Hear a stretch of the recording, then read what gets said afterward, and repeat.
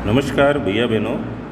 कक्षा नवमी के पाठ द फन दे है में पिछली बार हमने पहला और दूसरा पैराग्राफ किया था, जिसके अंदर मैंने बताया था एक कैरेक्टर का नाम है मार्जी, वो 10 साल की लड़की है, और एक है टॉमी जो 13 साल का एक लड़का है। तो इन दोनों लड़के में और लड़की में, भैया बहन में आपस में बातचीत होती है और दादाजी के पुरानी किताबों को वो देखते हैं और उनमें वो पता लगाते हैं कि किस प्रकार से ये बात है 2157 की, तो उस समय किस प्रकार से बुक का चलन ही ख़त्म हो जाएगा और किताबें का रूप कंप्यूटर ले लेगा। तो टॉमी कंप्यूटर पे एक्सपर्ट है, मार्जी को ये समझ में नहीं आ रहा है। तो ये तीसरे और चौथे पैराग्राफ के मीनिंग्स हैं: scornful, more than ever, mechanical, geography, words, second, sorrowfully, county, dials, wire, slot, punch card, calculated, marks. ये मीनिंग्स आप स्क्रीनशॉट से लेंगे। अब हम इसका एक एक लाइन का हिंदी अनुवाद हम करेंगे। तो ये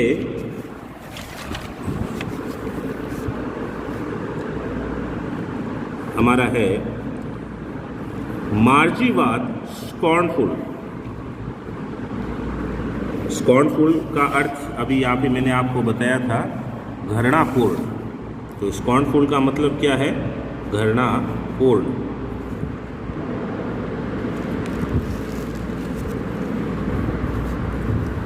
मार्जी वाज स्कॉर्नफुल, मार्जी का मन घृणा से भर गया। स्कूल, यानी कि वो कह रही है school, what's there to write about school, I hate school. School के बारे में लिखने की क्या बात है, मैं स्कूल से घृणा करती हूँ। मार्जी ऑलवेज हेटेड स्कूल, मार्जी हमेशा स्कूल से घृणा करती थी। हेट करना, हेट मतलब घृणा। स्कॉर्नफुल का मतलब भी क्या होता है? घृणा। तो यहाँ पे आपको सिनोनिम वर्ड्स मिलेंगे जिसको हम कह सकते हैं एक जैसे वर्ड्स। तो स्कॉर्नफुल का मतलब भी घृणा और हेट का मतलब भी घृणा। आगे है the mechanical teacher had been giving her test after test in geography and she had been doing rows and rows until her mother had shaken her head sorrowfully and said for the county inspector। यांत्रिक शिक्षक, यानी कि ये जो अपने mechanical teacher का मतलब होता है मशीन के द्वारा पढ़ाने वाला अध्यापक, तो कंप्यूटर से है इसका मतलब। तो यांत्रिक अध्यापक उसे भूगोल में टेस्ट पर टेस्ट देता जा रहा था, जियोग्राफी यानी भूगोल।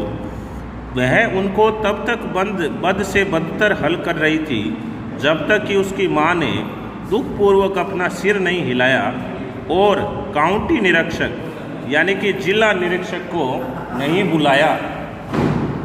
यानी कि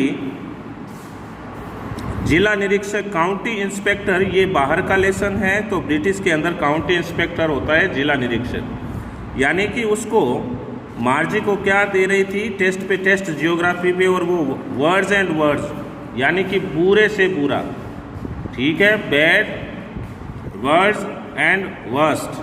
तो वर्ड्स यानी बद से बदतर, बुरे से बुरा वो कर रही थी। और हेड, सेकंड, हर हेड, और अपने सिर को वो क्या कर रही थी? हिला रही थी। और जब तक कि उसकी माँ ने या मम्मी ने काउंटी इंस्पेक्टर को नहीं बुलाया। अब पैरा नंबर जो चौथा है उसका हम हिंदी अनुवाद करेंगे। He was a round little man with a red face and a whole box of tools with dials and wires. वह एक लाल चेहरे वाला गोल मटोल छोटे कद का आदमी था तथा डायलों व तारों सहित औजारों का एक पूरा बक्सा उसके पास में था। किसके पास था? ये मैकेनिकल इंजीनियर के पास था। He smiled at Margie and gave her an apple. वह मार्जी की ओर देखकर मुस्कुराया तथा उसे एक सेब दिया। Then took the teacher apart, और उसके बाद उसे अध्यापक के पुर्जे खोल दिए। यानी कि अध्यापक कौन? कंप्यूटर। ठीक है, कंप्यूटर के पुर्जे काउंटी इंस्पेक्टर ने खोल दिए। ही स्मार्ट आगे है, he Margie had hoped he wouldn't know how to pull it together again. Margie को आशा थी कि वह इसको पुनः जोड़ना नहीं जानता होगा। यानी कि मार्जा ये जानती थी कि ये उसको दोबारा नहीं जोड़ सकता।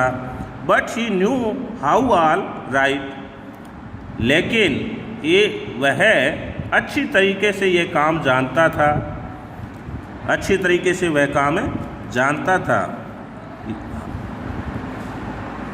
After an hour so there it was again, यानी कि लगभग 1 घंटे बाद में वह अपनी जगह पुनः ठीक होकर आ गया।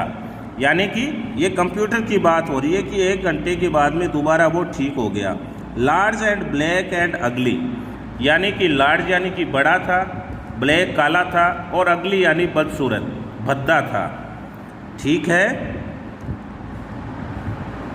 With a big screen on which all the lessons were Sovan and the questions were asked, यानी कि उसकी स्क्रीन बड़ी थी और उस पर सभी पाठ प्रदर्शित किए जा सकते थे और प्रश्न पूछे जा सकते थे। दैट वॉजंट सो बैड, वह इतना बुरा नहीं था। The part मार्जी hated most was the slot where she had to put homework and test papers। वह भाग जिससे मार्जी को सबसे ज़्यादा घृणा थी वह एक स्लॉट यानी छेद, एक छेद था जहां उसने अपना गृह कार्य और टेस्ट पेपर डालने पड़ते थे। यानी कि जहाँ पे वह अपना गृह कार्य और टेस्ट पेपर डालती थी वो एक कंप्यूटर में एक जगह थी, स्लॉट था, उसके अंदर उसको डालना पड़ता था। यानी कि एक छेद के अंदर वो काम अपना करके डाल देती थी। उसके बाद में she always had to write them out in a punch code, वह उसे उनको हमेशा एक पंच कोड छिद्रों वाले संकेत में लिखना पड़ता था। यानी कि आप देखते हैं आजकल जितने भी कंप्यूटर से संबंधित या अपना कोई भी प्रोडक्ट आता है तो उसके अंदर क्या होता है कि एक अलग कोड होते हैं, कोड भाषा होती है, तो उसको कोड भाषा के अंदर उसको डालना पड़ता था। ठीक है। They made her learn when she was 6 years old, उसे जो उसको 6 वर्ष की आयु में सिखाए गए थे। यानी कि 6 वर्ष की जब मार्जी थी तभी उसको पंच कोड सिखा दिए गए थे। And the mechanical teacher calculated the marks in no time, और यांत्रिक अध्यापक था पल भर में अंकों की गणना कर देता था। यानी कि बिना कोई टाइम लगाए वो उसको गणना कर देता था। तो ये अपना आज नंबर 3 और 4 का पैराग्राफ है। इस पैराग्राफ के मीनिंग्स पढ़ेंगे और साथ में इनको हल करेंगे। ठीक है। और साथ में आप भी इसको पढ़ेंगे और उसके बाद में इसका अनुवाद करेंगे।